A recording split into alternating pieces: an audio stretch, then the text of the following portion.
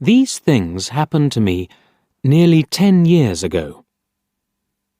I lived in a city, but the city was hot in summer. I wanted to see the country. I wanted to walk in the woods and see green trees. I had a little red car, and I had a map too.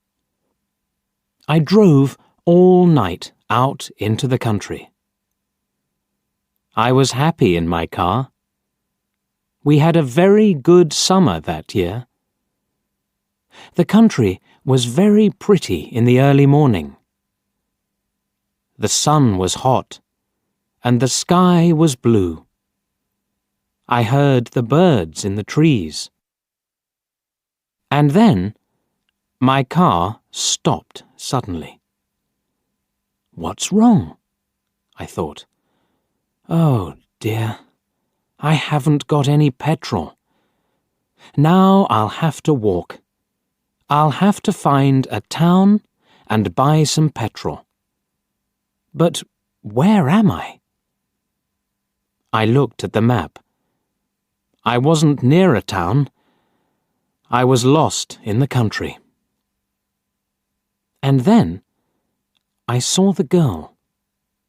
She walked down the road, with flowers in her hand.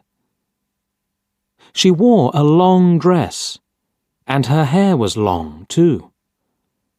It was long and black, and it shone in the sun. She was very pretty. I wanted to speak to her, so I got out of the car.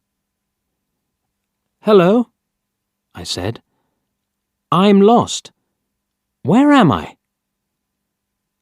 She looked afraid, so I spoke quietly. "I haven't got any petrol," I said. "Where can I find some?" Her blue eyes looked at me, and she smiled. She's a very pretty girl, I thought. "I do not know," she said. "Come with me to the village. Perhaps we can help you." I went with her happily, and we walked a long way. There isn't a village on the map, I thought. Perhaps it's a very small village. There was a village, and it was old and pretty. The houses were black and white and very small. There were a lot of animals. The girl stopped at a house and smiled at me. "Come in, please," she said. I went in. The house was very clean, but it was strange too. There was a fire and some food above it. I felt hungry then. That's strange, I thought. They cook their food over a wood fire. Perhaps they have no money. I met her father and mother, and I liked them. They were nice people, but their clothes were strange. "Sit down," said the old man. "Are you thirsty after your walk?" He gave me a drink, and I said, "Thank you." But the drink was strange too. It was dark brown and very strong. I didn't understand, but I was happy there. I asked about petrol, but the old man didn't understand. "Petrol?" he asked. "What is that?" This is strange, I thought. Then I asked, "Do you walk everywhere?" The old man smiled. "Oh, no. We use horses," he said. Horses, I thought. Horses are very slow. Why don't they have cars? But I didn't say that to the old man. I felt happy there. I stayed all day, and I ate dinner with them that evening. Then the girl and I went out into the garden. The girl's name was Mary. "This is nice," she said. "We like having visitors. We do not see many people here." We spoke happily. She was very beautiful. But after a time, she began to talk quietly, and her face was sad. "Why are you sad?" I asked her. "I cannot tell you," she said. "You are only a visitor here. We have to say goodbye tonight. You have to go now." I didn't understand. I loved her, I knew that, and I wanted to help her. Why did I have to go? But Mary said again, in a sad voice, "You have to go. It is dangerous here." So I said, "I'll go to the next town and find some petrol. Then I'll come back." She didn't speak. "I love you, Mary," I said, "and I'll come back to you. You won't stop me."